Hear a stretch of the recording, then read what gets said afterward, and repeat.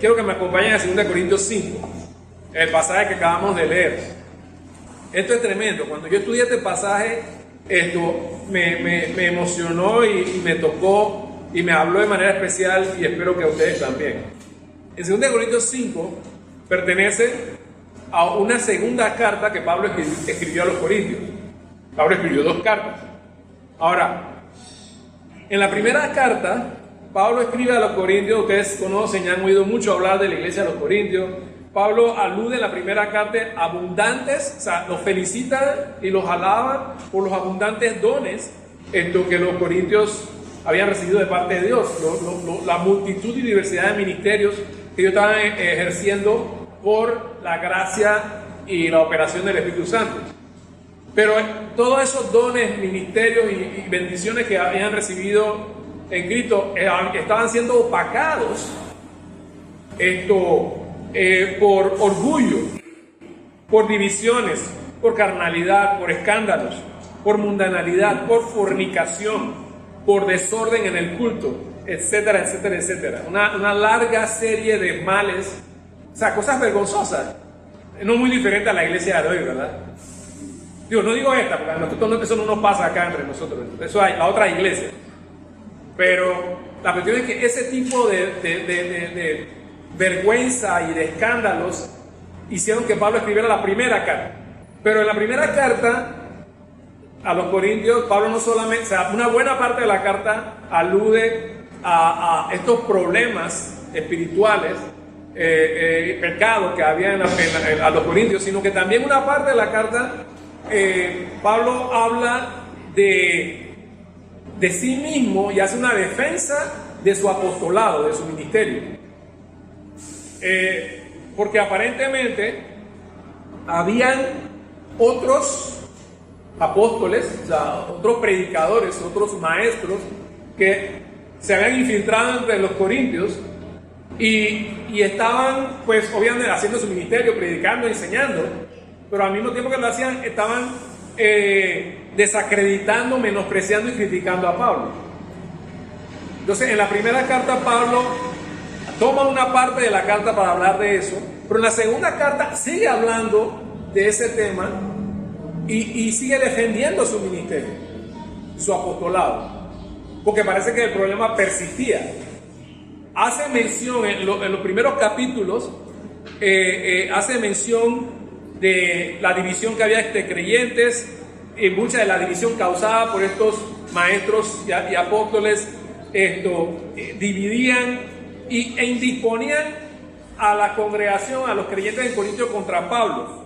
Y no es que Pablo estaba preocupado porque su reputación, no, estaba preocupado porque por esa indisposición de estos apóstoles y maestros, él temía de que sus enseñanzas, que él estaba convencido que eran de Dios, fuesen también menospreciadas.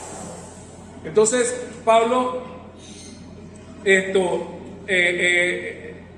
tiene que defender, se ve obligado a defender su ministerio y su apostolado, y la situación está fea porque si se dan cuenta, aún se insinúa en los escritos, y vamos a ver unos pasajes sobre eso, que ni siquiera en algunas reuniones de casa no los querían recibir, porque estos otros maestros y apóstoles hasta venían con carta de recomendación, de Jerusalén. Yo vengo de parte del apóstol Santiago en Jerusalén, así que Pablo nunca se valió de eso. Entonces miren por ejemplo, nada más como para que vean el tono de la carta, de hecho las dos cartas, pero sobre todo la segunda. Si ven en 2 Corintios 3:1, dice, solamente para que vean el tono y la motivación de Pablo cuando les escribía, decía: comenzamos otra vez a recomendarnos a nosotros mismos. ¿Tenemos necesidad con algunos de cartas de recomendación para vosotros? ¿O de recomendación de vosotros? Ustedes son nuestras cartas de recomendación. Ese 3:1. Si me acompañan también a 5:12,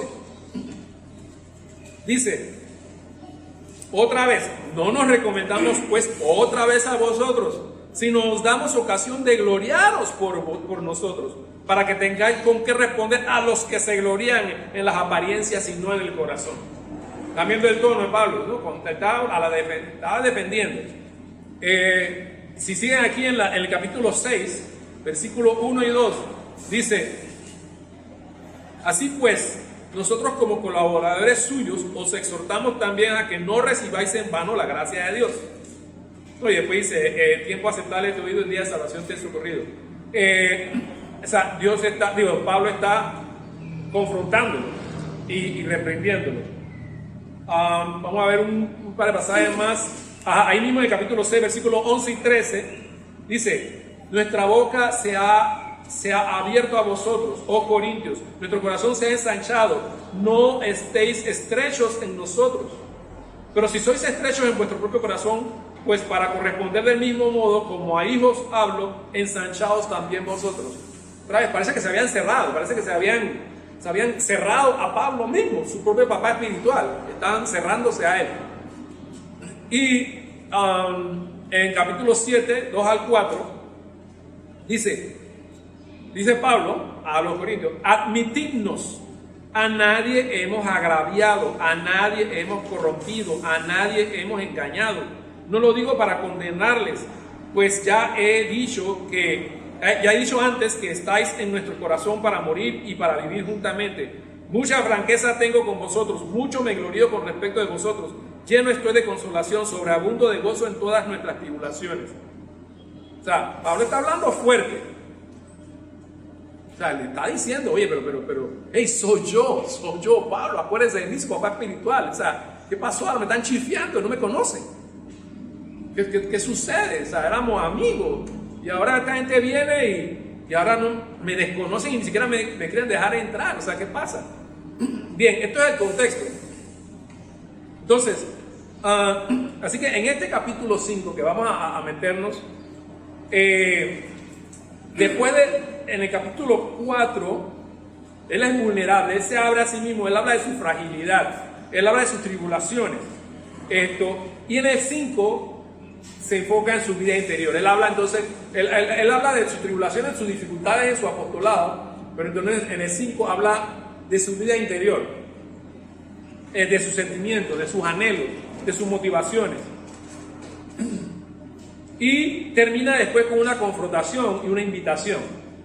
Así que eso es lo que vamos a estar viendo hoy. Vamos a estar viendo dos cosas dentro. Todo esto es dentro de la defensa del apóstol a su ministerio. Y vamos a ver los primeros 15 versículos, el perfil de Pablo, su vida interior. Repito, sus sentimientos, sus anhelos, sus motivaciones. Y sí, más que todo el perfil de Pablo. Y en la segunda parte del versículo 16 en adelante vamos a ver entonces el pensamiento de Pablo. Y yo estoy llamando a estas dos partes, los primeros 15 versículos, 14, 15 versículos, yo le llamo el perfil de un creyente piadoso. Porque Pablo hace este paréntesis en medio de su defensa y él muestra su perfil, su hombre interior. Y en la segunda mitad habla de sus pensamientos. Entonces yo le digo, como Pablo es modelo y ejemplo, porque bien dice Pablo en 1 Corintios, dice ser imitadores de mí, así como yo de Cristo, ¿verdad? Así que la vida de Pablo es para nosotros un modelo y esa primera mitad yo le llamo el perfil de un creyente piadoso, perfil para nosotros, Pablo perfil para nosotros. Perfil de un creyente, y en la segunda parte, el pensamiento de un creyente piadoso. Rápidamente, en esta primera parte, el perfil de un creyente piadoso, quiero que observemos tres cosas. Un creyente piadoso, como lo vemos en Pablo, tiene tres grandes motivaciones, tres grandes poderes interiores que hacen lo que él es. Los primeros 8 versículos que leímos, fíjense cómo habla Pablo. Pablo dice,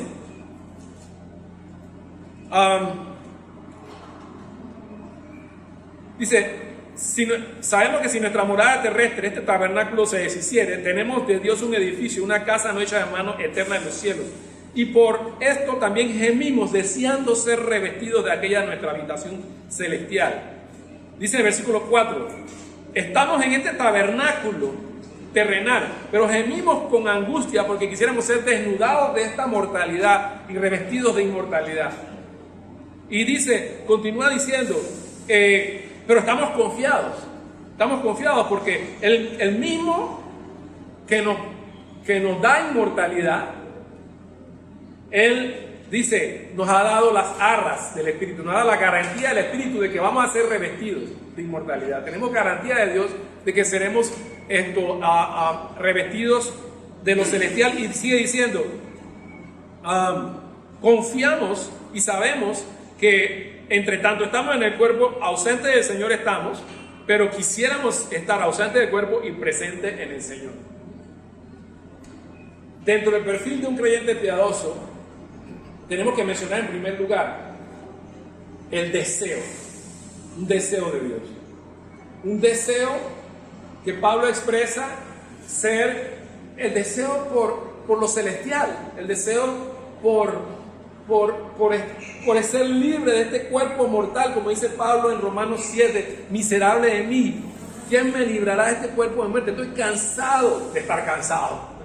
Estoy cansado de la fatiga, estoy cansado de la frustración, estoy cansado de la ira, estoy cansado de la tristeza, estoy cansado de la depresión, estoy cansado del enojo, estoy cansado del desánimo. Estoy cansado de este cuerpo que no me deja hacer más de 4 cosas. Ustedes no, porque ustedes son pelados y tú puedes hacer lo que quieran. Pero estoy cansado, ¿estás cansado? O sea, quiero ser libre de este cuerpo mortal y vestirme con el inmortal, con el cual puedo adorar libremente, cantar sin desafinar y adorar y servir al Señor eternamente sin cansancio y sin desánimo, sin altibajos emocionales. ¿Sí? Él tiene un deseo, pero ese deseo tiene su cerecita. Porque no es solamente un deseo por tener un cuerpo inmortal, incorruptible. Él tiene un deseo por estar en la presencia del Señor. Él tiene un deseo por estar en la misma presencia de su Salvador, porque me había servido por tantos años. Así que el primer elemento en el perfil de un creyente piadoso es un deseo de Dios. ¿Deseas tú al Señor de esa manera? A veces se nos enseña que si somos creyentes somos salvos, pues ya conocemos al Señor y lo que hay que saber, Señor, ya lo sabemos y de ahí para adelante vivo mi vida como sea, como quiero y voy a la iglesia y ya conozco al Señor. Pero, un momento, ¿quién dijo que tú conoces al Señor? El conocimiento del Señor es como dice la escritura acerca de la vida cristiana, es como abrir un baúl y uno abre un poco de tesoro y ve cosas nuevas y cosas viejas. El conocimiento del Señor es algo que no se puede agotar, no te vamos a pasar la eternidad conociendo al Señor. Así que no te conformes con lo que sabes del Señor o con lo que conoces del Señor. Ten hambre y sed de más, porque realmente no le conoces como debe ser conocido. Así que entre nosotros es necesario, es aceptable que tengas deseo por Dios, más y más deseo de conocerle, de comunión, de intimidad con el Señor. El segundo elemento en el perfil de un creyente piadoso es lo que dice en los versículos del 9 al 11. La primera mitad del 11, 9 al 11 dice: por tanto procuramos también, o ausentes o presentes, serle agradables, porque es necesario que todos nosotros comparezcamos ante el tribunal de Cristo, para que cada uno reciba según lo que haya hecho mientras estaba en el cuerpo, sea bueno o sea malo. Y sigue diciendo entonces la primera parte del versículo 11: conociendo pues el temor de Dios, persuadimos a los hombres.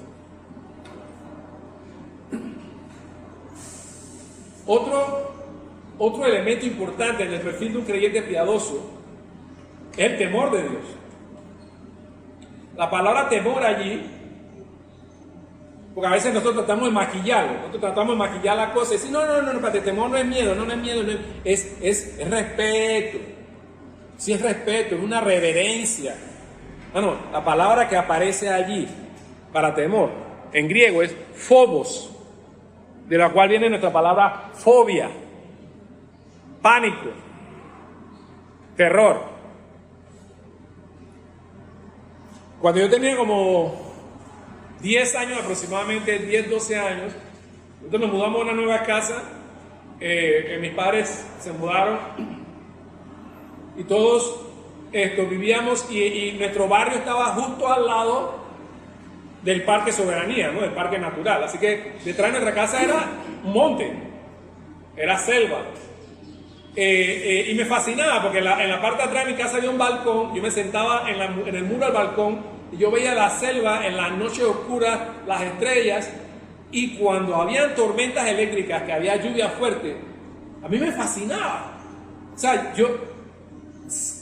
mi mamá pues se asustaba, mi hermano se escondía y mi hermana se lloraba del susto, del miedo por la tormenta eléctrica, pero a mí, aunque me daba miedo también, algo me atraía, esa magnificencia, esa grandeza de los relámpagos y los truenos. Yo sentí una atracción combinada con miedo. Es exactamente algo parecido de lo que nosotros deberíamos tener ante la presencia del Señor. Terror, pero al mismo tiempo asombro, fascinación, atracción. El miedo es permitido en la vida cristiana, hermano. El miedo es permitido en la vida cristiana. Y mira, y le voy a decir por qué. Pablo lo dice. Y me encanta cómo lo pone. Él dice, yo anhelo ver al Señor. Pero entre tanto, yo quiero vivir agradándole en todo. Quiero agradarle. ¿Y sabe por qué quiero agradarle? Dice Pablo en el siguiente versículo, versículos 9 y 10, dice, porque compareceremos ante el tribunal de Cristo. Ese es un tema de otra predicación. Vamos a comparecer ante el tribunal de Cristo y vamos a ser juzgados y se nos va a dar de acuerdo a cómo nos hayamos desempeñado en esta vida. Vamos a pasar por un tribunal, hermano. Los creyentes no hablan de eso, casi no se toca ese tema. Los creyentes en los púlpitos, en la iglesia, en las predicaciones, generalmente se habla de Dios juzgando a los pecadores. Pero nosotros vamos para el cielo. Estamos nosotros con nuestro atuendo de vacaciones, con la maleta lista, porque nos van a venir a buscar y vamos de fiesta. Nos van a llevar y nos van a sacar de esta tierra. Ojo, antes que usted pueda disfrutar de cualquier cosa, usted va a ser evaluado, usted va a ser juzgado. Cuando nosotros estemos delante del Señor, imagínese usted la escena, diciendo, es otra predicación, pero vamos a estar ante millones y millones de personas, otros creyentes de la familia inmensa de Dios, y vamos a ser juzgados de acuerdo a nuestras malas y buenas obras, y todos nuestros secretos, de los cuales nadie sabe, van a ser expuestos. Y vamos a ser avergonzados. La Escritura dice que algunos de nosotros vamos a ser salvos de apelito, porque toda nuestra vida fue inútil, fue en vano, no sirvió para nada, no hubo fruto, nada que valiese la pena o que fuese eterno. ¿Sabes lo que significa eso? No es que el creyente no va a pasar páramo, no, con dificultad vamos a ser salvos. Es más, y no me refiero a dificultad en el sentido de que va a ser difícil las buenas obras para ganarnos la salvación, no. Sino que nosotros cuando estemos en la presencia del Señor, va a ser tan duro, tan triste. Muchos comentaristas eruditos creen que vamos a llorar de vergüenza de por qué no lo hicimos mejor cuando estuvimos en vida. ¿Por qué no le amamos más? ¿Por qué no le adoramos más? ¿Por qué no confiamos más en Él? ¿Por qué no le servimos mejor? ¿Por qué fuimos tan tibios? ¿Por qué el mundo tiene que ver una iglesia tan mediocre? ¿Por qué? El Señor no se merece eso. pero no tenemos temor de Dios. Pero Pablo dice, conociendo el temor de Dios, persuadimos a los hombres.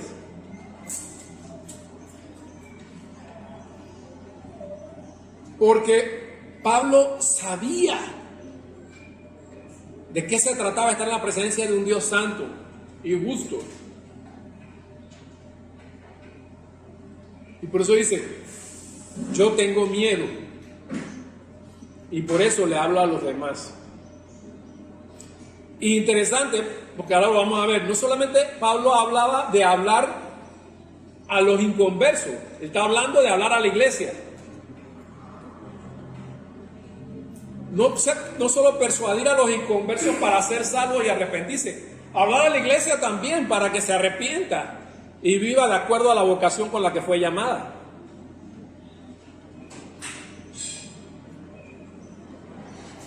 Así que el segundo elemento en el perfil de un creyente piadoso es temor de Dios. No solamente el creyente piadoso debe ser poseedor de un deseo de Dios, sino de temor de Dios. Y otro elemento importante de los tres elementos en el perfil de un creyente piadoso aparece en los versículos siguientes. La segunda mitad del 11 en adelante dice: pero a Dios le es manifiesto lo que somos, y espero que también lo sea a vuestras conciencias. No nos recomendamos pues otra vez a vosotros, sino os damos ocasión de gloriaros por nosotros, para que tengáis con qué responder a los que se glorían en las apariencias y no en el corazón. Porque si estamos locos, es para Dios; si somos cuerdos, es para vosotros, porque el amor de Cristo nos constriñe. El tercer elemento es del perfil de un creyente piadoso, es amor, el amor de Dios. Ya sea que el amor por Dios o el amor de Dios hacia nosotros o de nosotros hacia Dios. Sea como sea, ese amor presente en nuestros corazones, esto es un elemento importante. Dice la Escritura,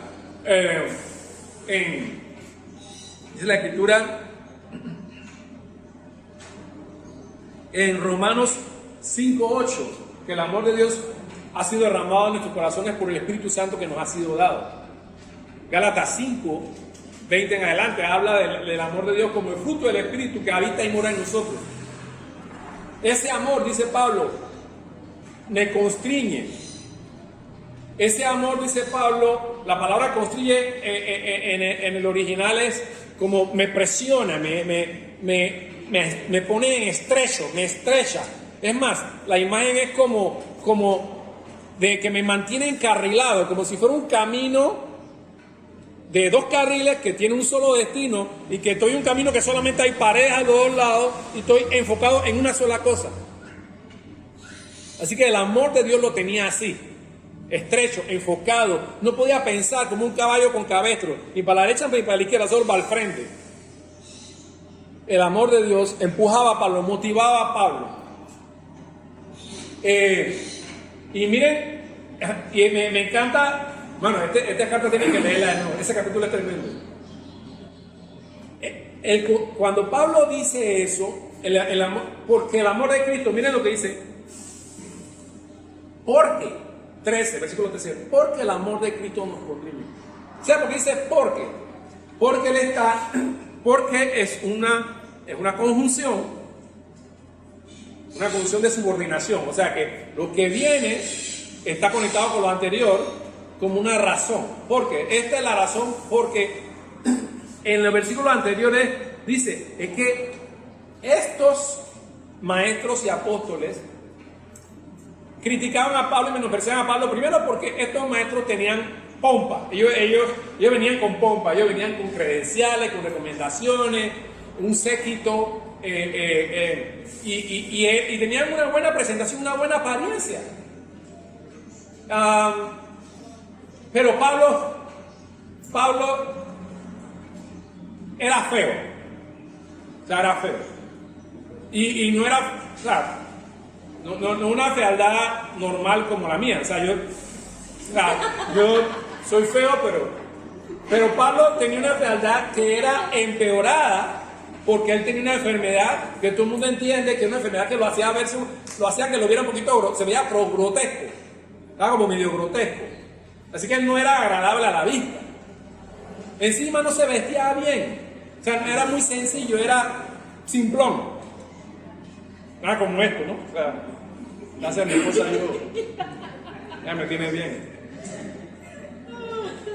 Pero él era feo, grotesco, no había mucha pompa en su predicación, no venía con carta de recomendación, y encima Pablo era muy rústico, muy parco, era minimalista, su vida era frugal, él vivía con poco, su vida era muy limitada, o sea, se ve que dormía en el suelo, no pedía nada, no demandaba nada.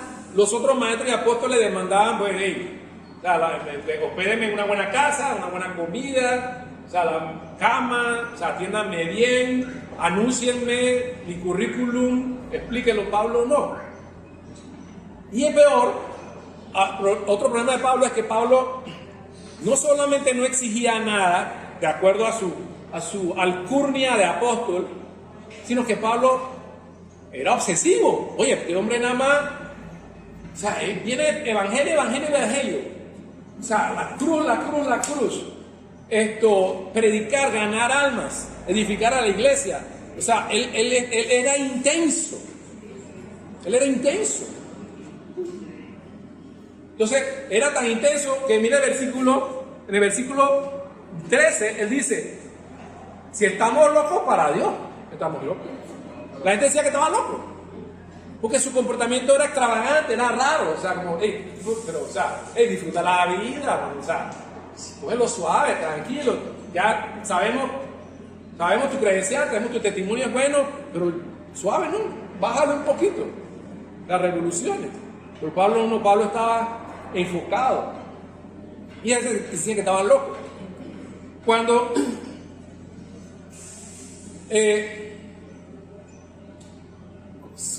Cuando nosotros nos convertimos, Cristina en Venezuela, yo en Panamá, nuestras conversiones fueron muy particulares, no todas las conversiones son iguales. Mi esposa Cristina, si la conocen bien, se dan cuenta que ella es un poquito yeye. No, ella es un poquito así medio, dicen en Venezuela cifrina. Gomela, dicen en Colombia. Así como Cecilia. Eso es Cecilia, yo no. Como Cecilia. Pero esa tiene confianza, estamos en confianza. Pero cuando ella predicaron el evangelio, el Señor hizo un milagro en la familia de Cristina. La hermana menor que tiene una enfermedad crónica fue curada. Toda la familia vino a Cristo. Y Cristina cuenta que ella vino a Cristo y dice, bueno, o sea, es Cristo y más nada, o sea, es todo por el todo. Ella tenía su ajuar y su cajita de joyas y todo. Y a la hora, cuando era ganó, que hay que dejarlo todo para seguir a Cristo, ya entendió literal y desatrado sus joyas y la dejó en el altar. Ahora de pronto estaba pensando que si fue una buena idea, pero el asunto es que ella entregó toda su joyería porque ella quería seguir al Señor sin ningún estorbo. Cuando yo me convertí en Panamá, igual. O sea, yo estaba en todo, o sea, era buen estudiante, era deportista, jugaba en el equipo de baloncesto de la universidad, sí, era parrandero, me tocaba la lata, ya yo estaba sacudiendo el esqueleto, ya mujeriego, chupador, todo popular, era el hijo más popular, el pariente, el primo más popular. Pero cuando yo me convertí, el cambio fue tan radical que mis papás se asustaron. O sea, alguien te lavó el cerebro. Mi hermana se puso a llorar porque pensó que me había vuelto loco. Mi hermano se enojó porque, o sea, mi papá me estaba preguntando quién me había compartido porque quería agarrarlo a golpe. O sea, ellos no podían entender lo que me había pasado. Yo tenía una novia en aquel tiempo, casualmente de acá, de la tierra de la hermana Atalaya. Buena chica. Pero ella me dijo, si tú sigues en esa locura, te dejo. Me dejó.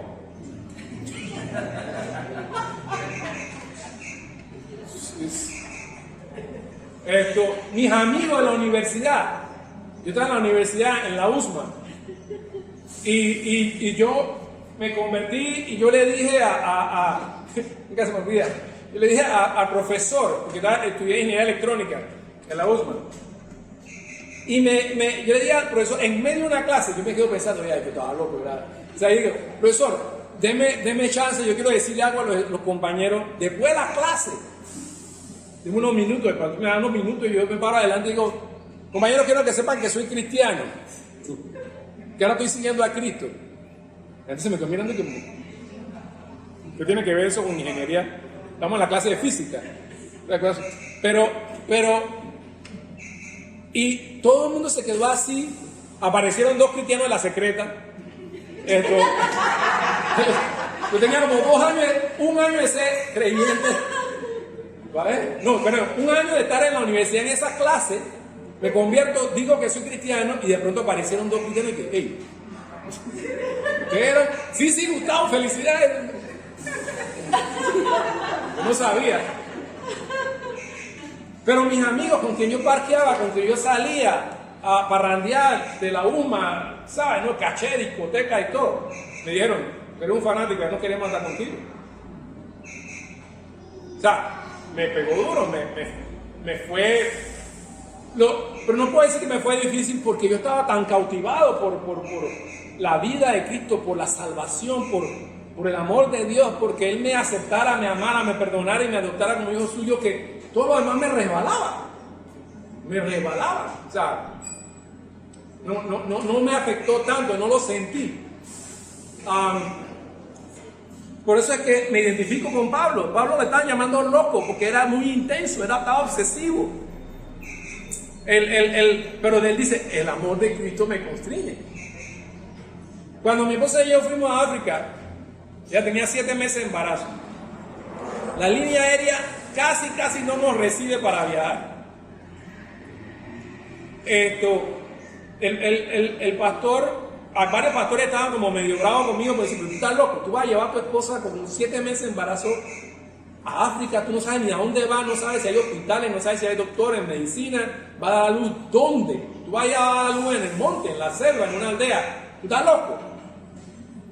O sea, y la verdad, hasta nos metieron miedo, porque de 24 maletas, como la mitad eran pañales y leche, polvo, o sea...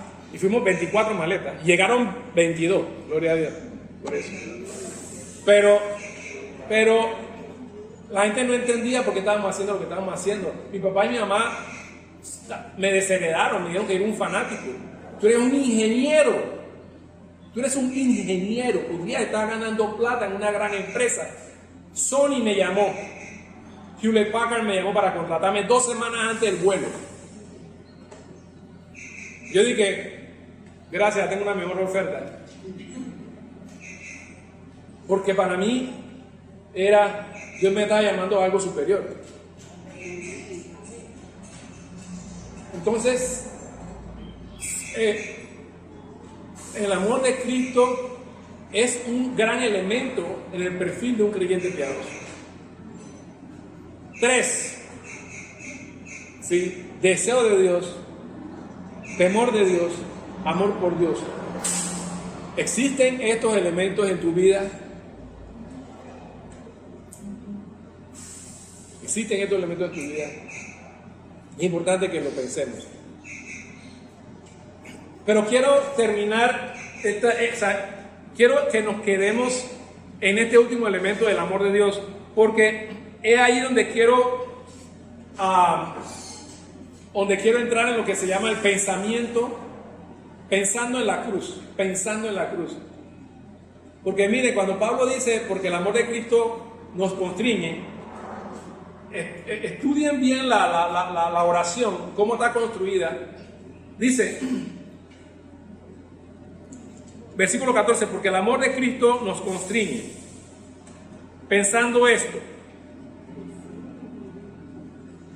Porque el amor de Cristo nos constriñe pensando esto. Piensen en la construcción. ¿Qué está diciendo Pablo? El amor de Cristo nos constriñe pensando esto. Ahora entiendan la oración. Él dice que él estaba pensando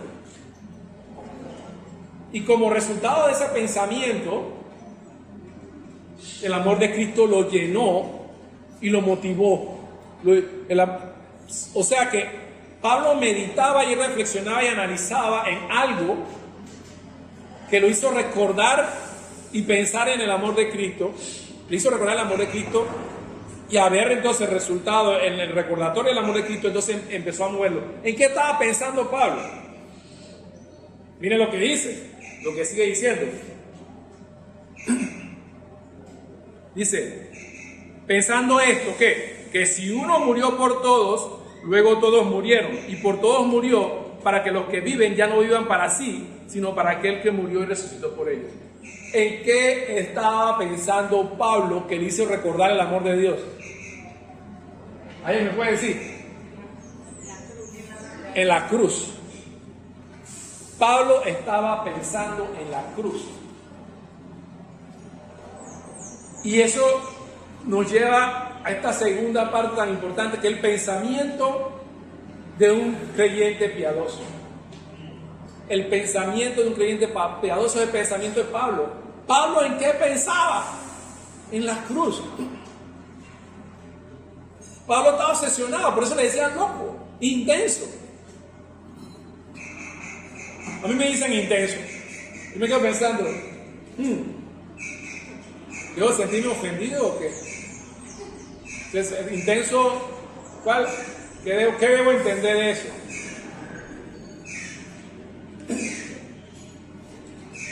Tú puedes ser fanático en todo. Tú puedes ser llamado fanático para todo, excepto en el amor de Dios. Nunca tú puedes amar demasiado a Dios para ser un fanático. Eso es mentira.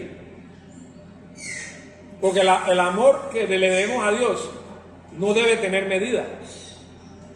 Si alguien viene y te dice, no, suave, tú estás amando mucho a Dios, bájale un poquito, te está engañando, te está mintiendo, te está haciendo de tropiezo.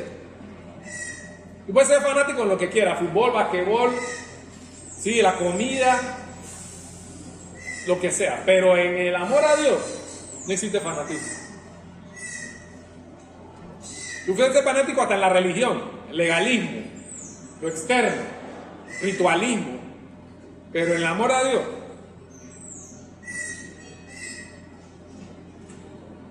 Así que hermano, hermana,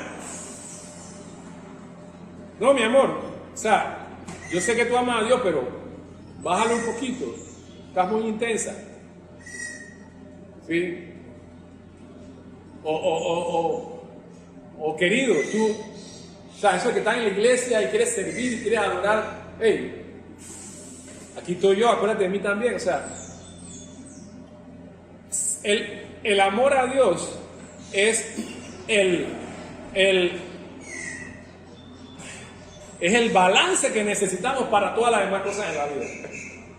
Porque si amamos a Dios perfectamente, su amor va a permitirnos amar a nuestro prójimo correctamente. Pero lo que quiero que veamos es que Pablo recordó la cruz, meditaba y analizaba la cruz, y ese amor lo llenaba, le hacía esa meditación en la cruz, ese pensamiento en la cruz, lo llenaba del amor, o sea, lo hacía recordar el amor de Dios. Fíjate que Pablo estaba obsesionado con el tema de la cruz, porque dice en 1 Corintios 1 y 2, dice que él se proponía no a conocer nada, sino excepto el Cristo y a Cristo crucificado. Ese capítulo 2 de 1 Corintios. El capítulo 1 de 1 Corintios también habla, el 1 y el 2, en los dos, habla de que la cruz de Cristo es locura para los griegos, ¿sí? Tropezadero para los judíos. Y él dice que él predicaba la cruz porque él no quería que la vida de la iglesia estuviera basada en razonamientos y en sabiduría humana, sino que él además se mantenía en la simplicidad de la cruz. Y ustedes leen las dos cartas, está llena de cruz por todos lados. 1 Corintios 15, recordatorio, la Santa Cena de 1 Corintios 11. Y 1 Corintios 15, hablando de la cruz de la resurrección. Entonces, la cruz está en el pensamiento a nosotros, hablar de la cruz, y dice, ay hermano, pero eso es básico, eso es material de escuela dominical, de nuevos creyentes. O sea, viene a hablar de la cruz acá, hermano, pero eso es... Pero ¿qué pasa? Eso era el motor, ese era el combustible para Pablo, para predicar, para hacer todo lo demás. De hecho, nosotros, nuestra falta de entusiasmo, por la cruz, ya no nos asombra. Nuestra vida cristiana, nuestra predicación, nuestra enseñanza ha perdido la centralidad de la cruz.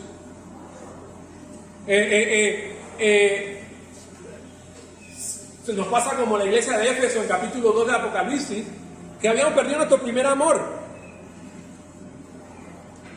Por varios años, yo recién convertido, solamente de pensar en lo que Cristo hizo en la cruz por mí, yo lloraba. Yo caminaba por las calles, yo veía el sol más brillante, la hierba más verde, era como si caminara por las nubes. Y la gente me decía, los ancianos, los diáconos de la iglesia me miraban de reojo y que pobrecito, ya se le pasará. Así mismo me miraban. Algunos me decían que me calmara. Ahora veo que ese es el peor consejo que tú le puedes dar a un nuevo creyente. El peor. Ya la cruz no nos asombra, no meditamos en ella, no nos entusiasma, no nos maravillamos de ella.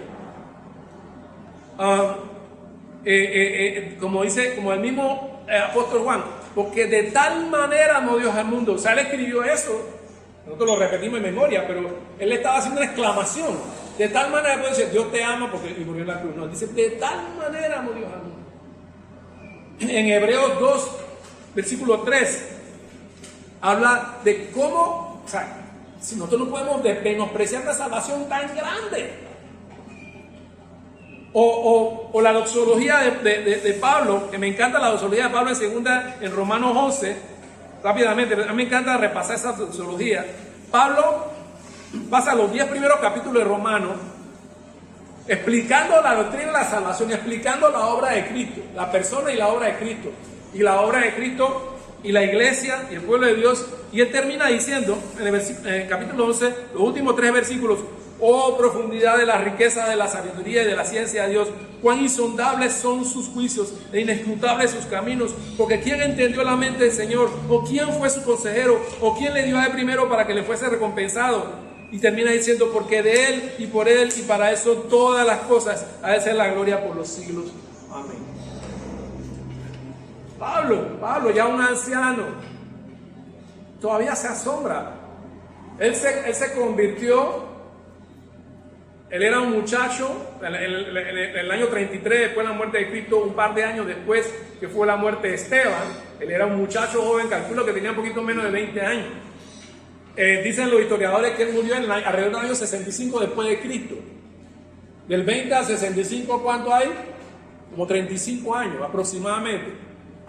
Posiblemente más o menos.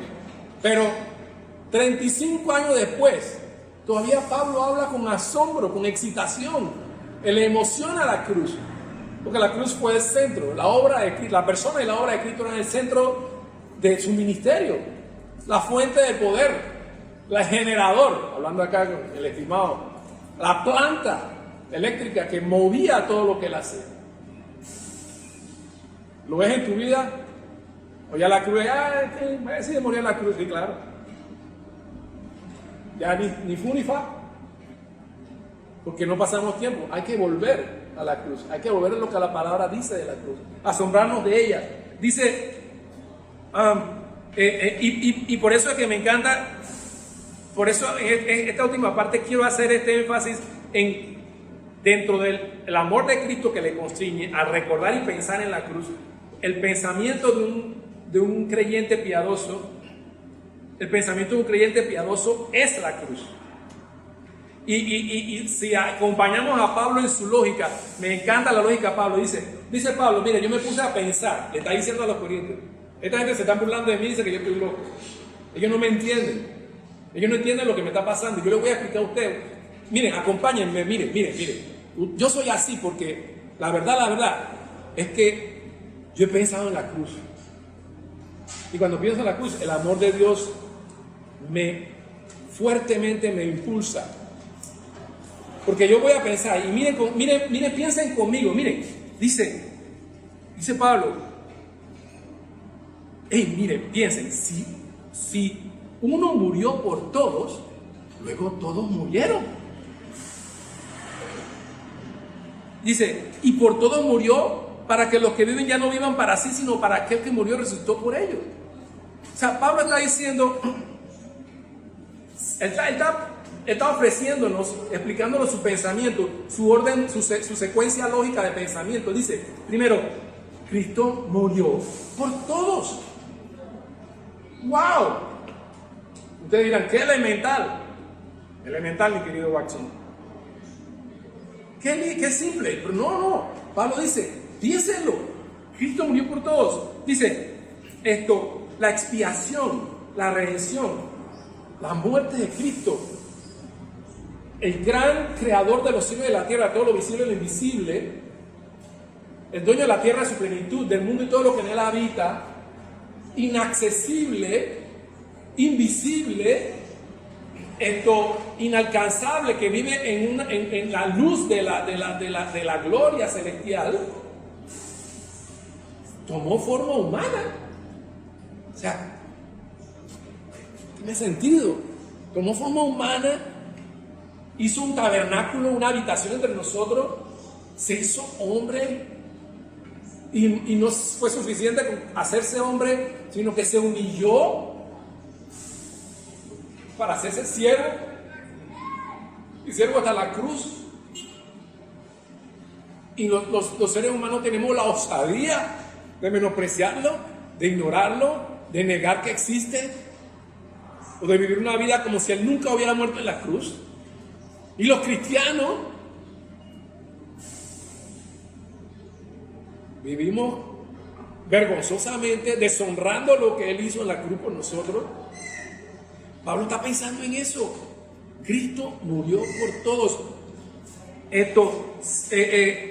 De tal manera amó Dios al mundo que ha dado a su Hijo unigénito, para que todo el que cree no se pierda. Isaías 54 dice que nosotros éramos como ovejas descarriados, andamos por nuestros caminos, pero Jehová cargó en él el pecado de todos nosotros.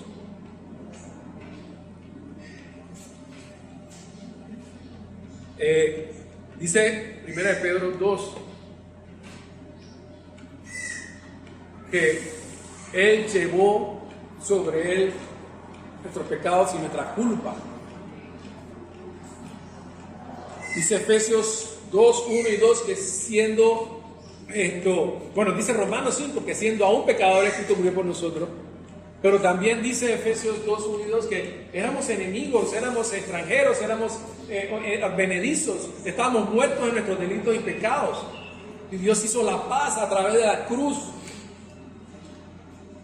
Tenemos que leer y releer esto para que eso nos impacte, para que eso nos asombre, para que eso nos conmueva. Y así que, la muerte de Cristo fue una muerte vicaria, una muerte sustituta, porque tú eres el que tenías que haber muerto allí. Tú eres el que debiste haber sufrido el castigo. Fue una muerte vicaria, fue una muerte sustituta, fue una muerte por beneficio tuyo. Tú, si tú no conoces al Señor, tú, hombre, mujer indiferente, apático, el Señor ha tenido misericordia de ti. No seas necio, no seas necia, siendo indiferente a un Dios que no tenía por qué, pero se reveló a ti y se reveló de la mejor manera, mostrando su amor, muriendo en la cruz por tus pecados. Déjate de bobería, como decimos buen panameño. Reconoce a tu Creador y arrepiéntete. porque es más creador, ahora es tu salvador. Pero creyente, no quiero ni hablar de los creyentes, porque o sea, a nosotros no se nos excusa. Entonces no podemos hacer menos,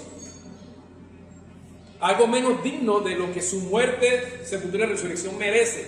Pero estamos viviendo muy por debajo de su estándar. Entonces, así que ese es el primer pensamiento en la secuencia lógica. Él murió por todos. Y dice, de tal manera amó Dios al mundo, todo el mundo. Primera Juan 2:2 dice que Él es propiciación por nosotros, y no solo por nosotros, sino por todo el mundo. Él no murió solamente por unos escogidos, Él murió por toda la humanidad. Y entonces Pablo continúa diciendo, dice, si uno murió por todos, luego todos murieron. Wow, esto es más profundo todavía. Luego todos murieron. Si Cristo, el Hijo de Dios, el Verbo encarnado, la mente, voluntad, palabra de Dios tomaron forma humana y llevaron el vituperio, la vergüenza de la cruz. Si Él murió en la cruz, todos murieron. Todos están muertos. Porque la muerte de Cristo no fue por gusto. Él murió por todos. Todos están muertos. La humanidad está muerta. Y ya bien lo vimos espiritualmente, separada de Dios. Toda la humanidad está separada de Dios por causa del pecado. Romanos 3:23, que por cuanto todos pecaron están destituidos, separados de la gloria de Dios. 5:12 dice que por el pecado entró la muerte en el mundo, por cuanto todos pecaron. Y Pablo sugiere que todos, algunos comentaristas dicen que todos murieron, no solamente ¿qué pasó aquí? Era un generador. Ok, qué chévere. Ok, entonces, hay comentaristas que dicen que ese todos, o sea, si uno murió por todos, luego todos murieron. Hay comentaristas que dicen que murió por todos, que todos murieron, no solamente los creyentes, sino todo el mundo. Porque como Cristo sufrió el castigo que le correspondía a todos, entonces en Cristo todos son beneficiarios y esa muerte alcanza para todos. Imagínense usted, la gente necesita saber que ellos están doblemente muertos. Están muertos porque son pecadores y están muertos porque en Cristo fueron juzgados también. Ellos tienen la opción de rechazar la oferta de Cristo recibiendo el juicio para recibirlo ellos mismos. Si yo rechazo a Cristo, yo voy y yo mismo recibo el juicio. Pero tú tienes el chance de que, hey, Él recibió el juicio del castigo, no tengo que pasarlo yo. Así que 2 veces muerto. O sea, ya el castigo de nuestra paz, como dice Isaías 53, el castigo de nuestra paz fue sobre Él, y por su llaga fuimos nosotros curados. Entonces, esto es tremendo. Y en otro sentido, y esto sí nos compete más a nosotros, no solamente el mundo está muerto, porque dice, ¿no? Si uno murió por todos, luego todos murieron. Todos hablan del mundo, la humanidad entera, pero hey, eso incluye a la iglesia. Y particularmente la iglesia, porque miren lo que dice Romanos 6, esto es tremendo. La muerte de Cristo se hace efectiva para nosotros cuando nosotros depositamos nuestra fe en Él, en Romanos 6. Cuando Pablo dice, desde el versículo 1, ¿qué pues diremos? ¿Perseveraremos en el pecado para que la gracia abunde? Y responde, en ninguna manera, porque los que hemos muerto al pecado, ¿cómo viviremos aún en él? ¿Sí? Dice, hey, no pueden vivir pecando, chicos y chicas, hermanos de Roma. No pueden seguir pecando. Dice el versículo 3, ¿acaso no se dan cuenta que los que hemos sido bautizados en Cristo Jesús hemos sido bautizados en su muerte? Si lo que hemos sido colocados en Cristo, lo que hemos sido puestos en el cuerpo de Cristo, dice, hemos muerto con Él. ¿No se dan cuenta? Por haber creído, han sido colocados en Cristo. Y por haber sido colocados en Cristo, la muerte de Cristo se hace efectiva para ustedes. Ustedes también murieron. Y dice el versículo 4, porque somos sepultados juntamente con Él para muerte por el bautismo, a fin de que, como Cristo resucitó de los muertos por la gloria del Padre, así también nosotros andemos en nueva vida, en vida nueva. O sea, por el bautismo, que en este caso se refiere a nuestra inclusión, a ser sumergidos en el cuerpo de Cristo, en la familia de Dios, por ese bautismo de Dios, nosotros también recibimos los beneficios de la muerte de Cristo, esa muerte vicaria, y ahora nosotros podemos andar en vida nueva. Somos muertos, pues la iglesia también ha sido, o sea, la iglesia también disfruta de la muerte de Cristo. La iglesia está muerta también. ¿Muerta a qué?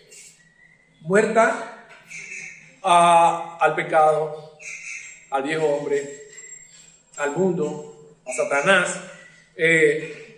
Mateo 16, 24 dice, si alguno quiere venir en pos de mí, niégase a sí mismo, tome su cruz y síganme. Niégase a sí mismo, tome su cruz. Estás muerto a tu yo y estás muerto al mundo. Dice Gálatas, el famoso Gálatas 2:20. Dice, porque con Cristo estoy juntamente crucificado, yo no vivo yo, mas vive Cristo en mí. Y lo que ahora vivo en la carne, lo vivo en la fe del Hijo de Dios, el cual me amó y se dio a sí mismo por mí. Si ya no vivo, Pablo se confiesa muerto. ¿Estás tú muerto o muerta? Gálatas 6:14, tremendo, muy impactante. Gálatas 6:14 dice, es otro pasaje muy famoso, muy querido. Dice Pablo, porque lejos esté de mí gloriarme, sino en la cruz de nuestro Señor Jesucristo. Otra vez la obsesión de Pablo. Oye, está en la cantaleta y el hombre. Cassette rayado, disco rayado. Dice esto, lejos esté de mí gloriarme, sino en la cruz de Jesucristo, por quien el mundo me ha crucificado a mí y yo al mundo. Yo al mundo. Estoy muerto al mundo. Muerto al pecado. Entonces, decir que estamos muertos. También. Y Pablo, todos estamos en el pensamiento de Pablo. Estamos en el pensamiento de un creyente piadoso. Estamos analizando la cruz. Estamos llegando a las conclusiones que Pablo llegó. Hey, si uno murió por todo, luego entonces dice Pablo, entonces todos murieron. Wow. Y después dice, y por todos murió, versículo 15. Pablo no dice, Cristo murió por todos, luego todos murieron, y por todos murió para que sean felices para siempre. No dice eso. Él no dice, sí, uno murió por todos, todos murieron, y por todos murió para que vayamos al cielo. Colorín colorado, este cuento se acaba. No, dice, uno murió por todos, todos murieron y por todos murió para los que le viven, ya no vivan para sí, sino para aquel que murió y resucitó por nosotros. Entonces, yo quiero aterrizar con esto, en verdad, chicos, chicas, hermanos, hermanas, ya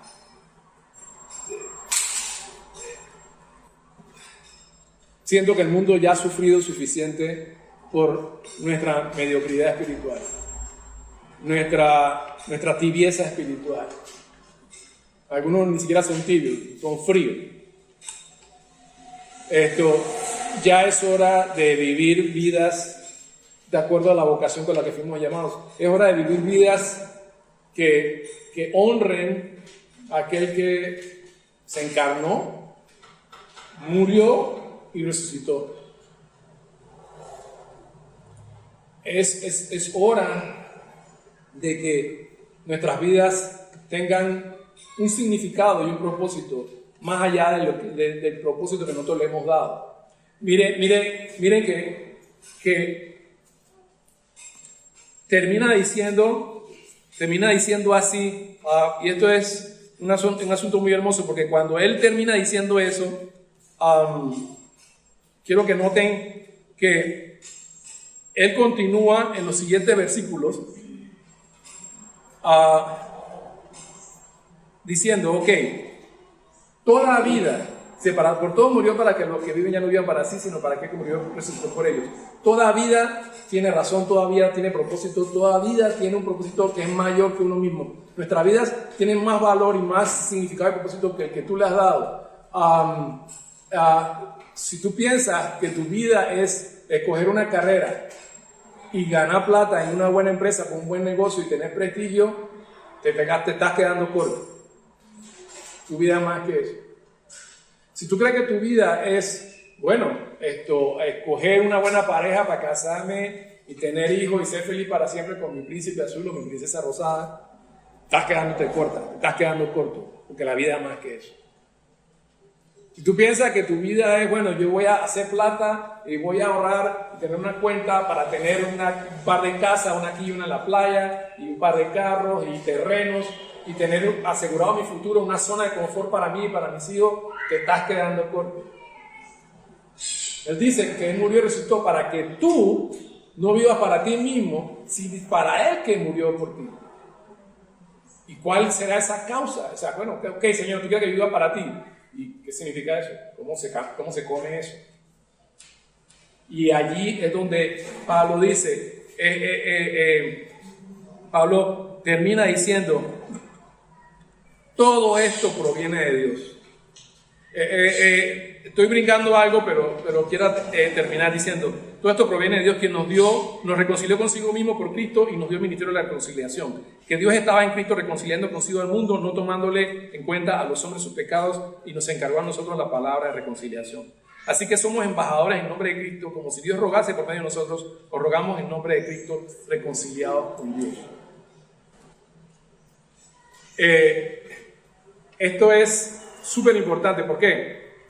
Porque recuerden que todavía estamos en la plena defensa de Pablo. Y Pablo está compartiendo sus pensamientos. Y Pablo está diciendo, ustedes le están haciendo caso a esta gente, a estos apóstoles y maestros, que están en la carne y operan en la carne.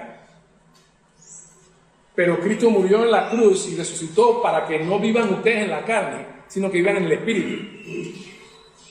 Y les dice, ya ni siquiera hacia Cristo lo conocimos en la carne, ya no lo conocemos así, lo conocemos en el Espíritu.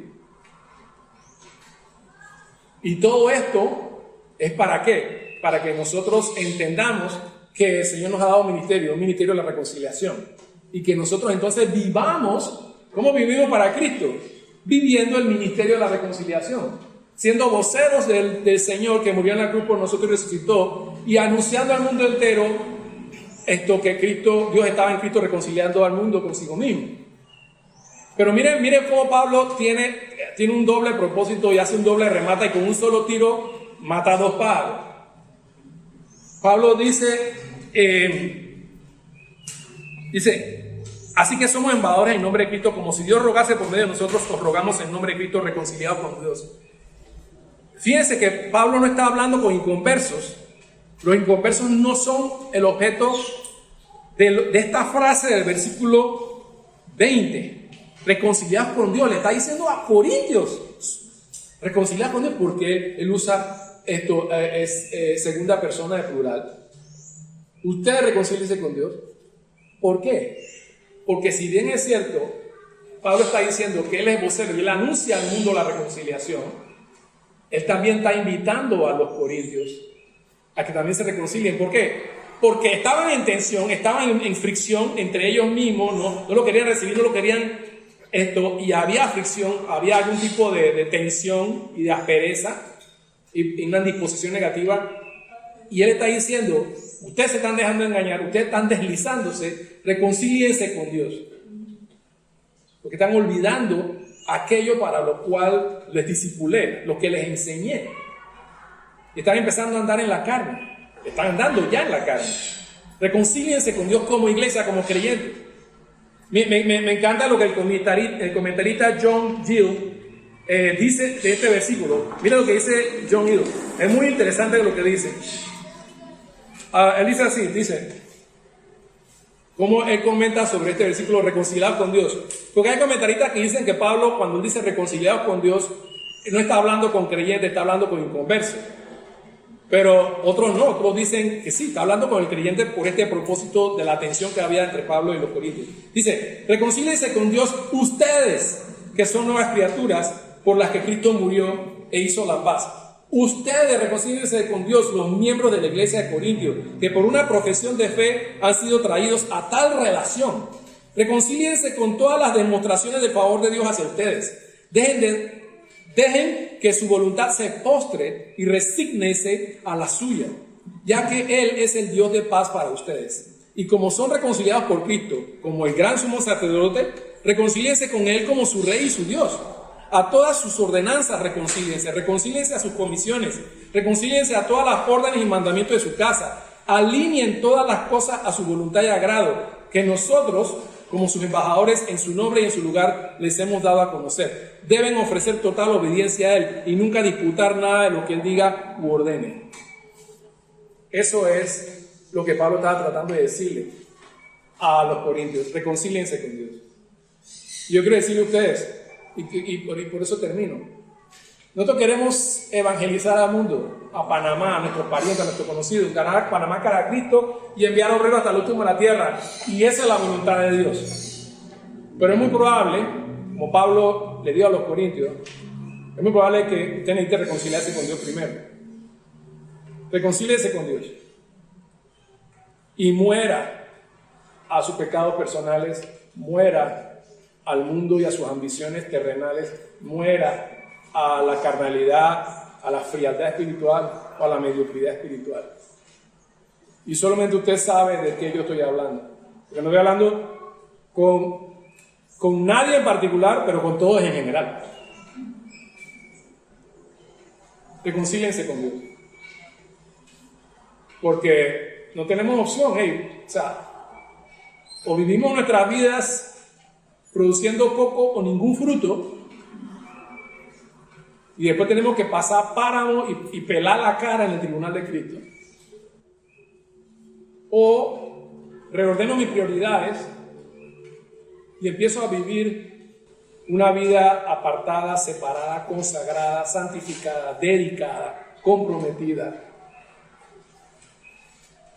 ofrecida, dedicada al Señor. Llevar fruto y ganar al mundo para Cristo. Así que yo quiero que terminemos poniendo de pie, vamos a orar. El apóstol termina ese capítulo de una manera hermosa. Después de que lo reprende y los confronta, reconciliados con Dios, el apóstol termina diciendo esto: al que no hizo pecado, por nosotros lo hizo pecado, para que nosotros fuésemos hechos justicia de Dios en él. Le está diciendo, reconcíliense con Dios. Y ¿saben qué? Recuerden que Dios hizo de Cristo pecado para que ustedes fuesen justicia. Bueno, tenemos que hacer algo para que nuestra vida sea justicia de Dios. Y no solo posicionalmente, sino en nuestra condición, en nuestra vida práctica, en nuestro diario vivir. ¿Es usted, su vida es justicia de Dios? ¿Su vida es santidad de Dios? ¿Su vida es piadosa? ¿Tiene usted el perfil de un creyente piadoso y piensa los pensamientos de un creyente piadoso? Le suplico, lo necesita, usted lo necesita, y lo necesitan los que están allá afuera, y Dios lo demanda. Para eso murió Cristo, para que usted no viva más conforme a sus propios planes, sino de acuerdo a aquel que murió y resucitó.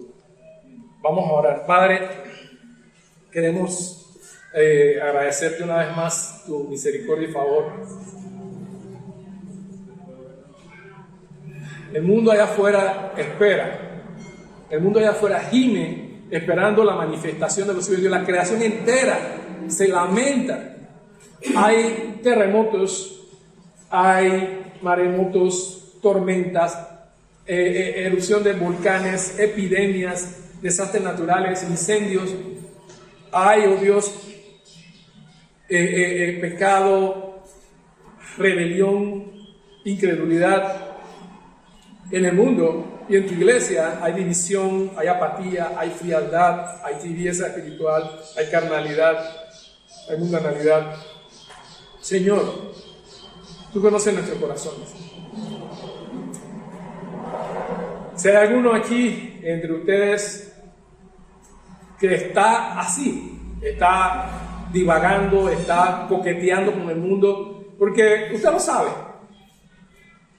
Tal vez no lo sepa yo, no lo sabe el pastor, pero usted sabe si usted está coqueteando con las cosas del mundo, si usted está andando en la carne, si usted está disfrutando o echando una canita al aire o simple y sencillamente pecando secretamente. Usted sabe si su vida para con Dios es una vida mediocre, apática y diferente. Usted sabe si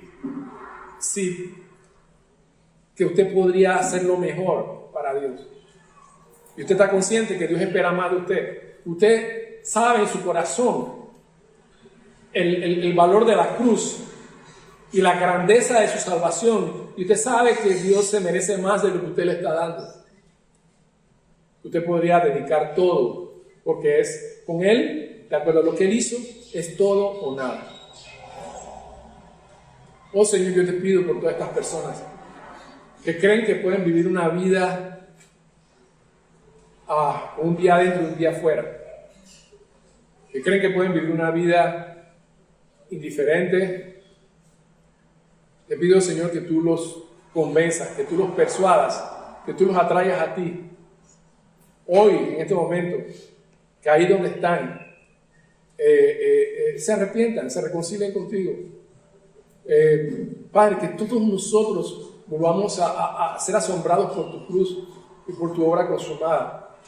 Que todos nosotros podamos rendirnos ante la realidad de tu encarnación, humillación y exaltación. Que todos nosotros podamos ofrecer nuestras vidas en el altar para que sean derramadas en sacrificio por la salvación de otros y por la gloria de tu nombre. Que no nos conformemos con menos, que pongamos a un lado nuestros planes y que cualquier plan que hagamos sea un plan alineado con tu propósito de reino, con tu evangelio y con tu gloria en todas las naciones, en la tierra completa. Señor, haz con estos jóvenes lo que tú quieras hacer y que ellos simplemente se rindan a tus planes y planeen conforme a tus propósitos.